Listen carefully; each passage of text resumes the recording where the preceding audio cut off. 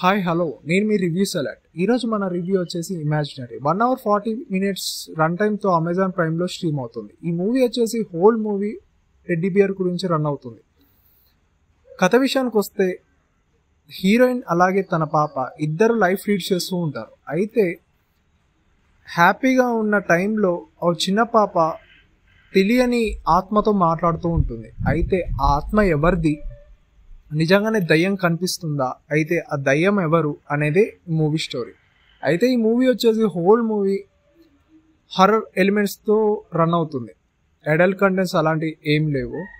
అయితే మూవీ చూడొచ్చా అంటే చూడొచ్చు ఫ్రెండ్స్, పర్లేదు, one time watchable. Horror movies ఇష్టపడే వాళ్ళకి ఈ మూవీ ఖచ్చితంగా నచ్చుతుంది, ఒకసారి ట్రై చేయండి.